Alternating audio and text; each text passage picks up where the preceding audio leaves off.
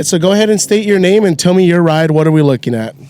My name is Benjamin Morford. It's a 1999 Saturn SW1 station wagon. It's an old postal car. This car used to be owned by LA County. One of my friends found it on Facebook Marketplace one day and told me he found a right-hand drive Saturn. I'm a big fan of Saturns just because they're cheap, easy, and reliable to fix, and all kinds of shit like that. And she was asking $700 for it. I went up next day to LA, talked her down to $300, and the car sat for about 5 years in her driveway before I picked it up. Dropped the tank, put a new fuel pump, cleaned the tank, new fuel filter, alternator starter, and started right up first try. Oh my God. And so this was a postal car. I was just going to ask, like, where in the world do you find a right-hand drive Saturn? And now that makes way more sense than I thought. Now, you said you've been a big fan of Saturn or maybe GM, but, how have you always been interested in right-hand drive? Or, I mean, how did that come along? I mean, I've always had an interest in right-hand drives. I mean, the first import that I've ever wanted to get was I think it was a Mazda Unos Cosmo or something like that. The 3-rotor. I saw one in a magazine when I was a kid, and I always wanted one. But as far as Saturns, I think it's more of the reliability aspect, not as far as a modification, because everything on this car I've done myself. There's a small little community of Saturn people, so like the coilovers, it's a pretty popular mod. You use 05 Subaru WRX coilovers, and you modify them to put on the Saturn. The front lip, that's also a pretty common thing with the Saturn community. It's a Mustang Mach 1 lip off of 03. What else? The wheels, they're some type of Euro rep. I don't know what they are. They're a rep wheel I got off of Fitment Industries. Yeah, as far as right-hand drives, I mean, I've always been a fan, just never owned one. And then when I found one that I could get for cheap and not have to actually pay the import costs, I was like, well, it's perfect because, like I said, Saturns are easy to fix, and it's already right-hand drive. It already gets looks. It is an oddball. It's like 50-50. A lot of people hate on it. A lot of people like it. But I'm all about pissing people off. So no, exactly. If it's a car that pisses people off, I'm down for it. No, exactly, because everyone sees right-hand drive, Skylines, or right-hand drive Miatas, or right-hand drive this and that. But it's like, oh my God, it's a right-hand drive Saturn. History of it being a postal vehicle. It's like, this absolutely should get looks. And I have a lot of respect for it. I think this is super cool. And the fact that you bring it out to these meets.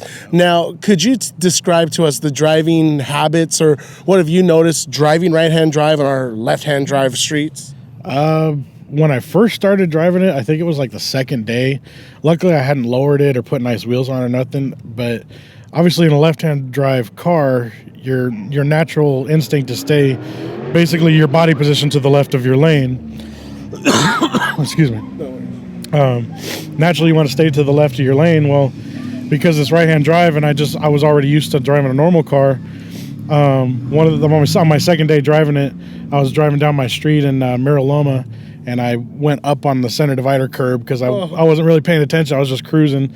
Next thing I know, the whole car went up on the curb and bent one of my steelies. But ever since then, I got used to it after like third or fourth day. Yeah, I figured that much because, I would figure like you're driving on the right hand, but you got to stay on the left. And that would be kind of trippy out for me.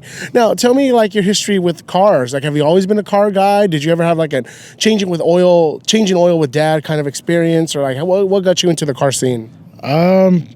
I think pretty much myself, because nobody in my family was really into cars. I mean, same. I grew up with my uncles. My uncle had a 1985, I think it was, a Trans Am Mika Motorsport Edition. And when he had that car, that was like what got me into cars in general. I think I was probably 12 or 13 at the time. And then ever since then, I've just been doing cars on my own. He did teach me how to do brakes, but everything as far as engine-wise, I've pretty much taught myself. My first car was actually an 87 Firebird, which is the same thing as a Trans Am. And then from there, I had a 1978 Honda Accord hatchback. That was a two-door. I should have never got rid of that car. I picked it up for $100 and then sold it for like $400 to the junkyard because at the time I was too young. I had no actual engine rebuilding experience, so I just, instead of trying to deal with it, I just gave up and sold it. I wish I never did. But I've had a 2015 Challenger, which you know, as Challengers, everybody knows Challengers are overweight. They have decent power, but they're just too heavy. But I love the car. I ended up getting rid of that one. Right now, my daily is not even a fun car. It's just a 2015 Ford Taurus. But there you go. I bought that when I got married because we expected to have kids at the time, and now I'm, you know, that's a whole different story now. But we won't go into that.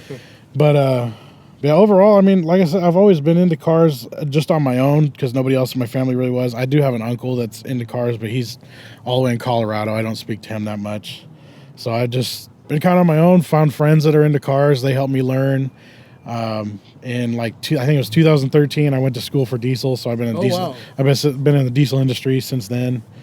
I mean, that's pretty much it. Yeah, that's impressive. Yeah. And diesel, I think diesel's still going to be quite around for quite a while versus gas they're trying to kill, which goes into my last question. California wants to transition to full electrification in the next 15 to 20 years. And, you know, even the big rigs are trying to turn into all electric. And, you know, what are your thoughts of electric cars and kind of the future of the car culture? I mean, to be honest, I'm not a super big fan of the electric cars, but at the same time, you know, there's got to be a point to where you just kind of got to keep up with the times, whether you like it or not, because no matter how much we vote or how much we get into politics, the government's going to do whatever they want to do. Yeah. And I'm hoping that I can keep this car for a long time. I mean, I'm going to keep it regardless, but if California starts, you know, eventually outlawing gas-powered cars and goes fully electric, then at that point, hopefully I'm already out of California. As much as I love living here, it's just too expensive. They're cracking down on everything. I've been state refed in this car. Oh, really? I've been state refed 2 times, but they can't give me anything because it's 100% stock as far as smog and everything. The only thing that's modified really is the muffler, but it's super quiet. So both times I got state refed, I passed. And then especially Chino PD. Chino, they picked on me probably 4 or 5 different times. They pulled me over. They threatened to tow it. But the first time they threatened to tow it was because the officer thought it didn't meet the 25-year import law, but that law doesn't apply to me because it's a U.S.-made car. Yeah, so that was a whole fiasco. I think I was sitting on the side of the road for almost an hour waiting for their captain to get there, their chief or whatever, sergeant. And then as soon as he showed up, oddly enough, he's like, "Oh man, I haven't seen one of these since I lived in L.A." Oh, there you go. Oh, funny story. So he let me go, and so far, luckily, in the past 6 months, I haven't been pulled over, but, you know, knock on wood somewhere, but. Yeah, exactly. Well, again, thank you for your time. I'm going to do a quick walk around, and don't get state refed, please, but if you do get state refed, you tell them this is a postal car that I picked up, man. But I really appreciate your time. Where could we find, you know, your social media, or did you want to give a shout out, or go ahead and give all that now? I do have an Instagram. It's bens.hoopty.wagon, so bens.hoopty.wagon. And then shout out to my buddies Evan, Daniel, and Justin.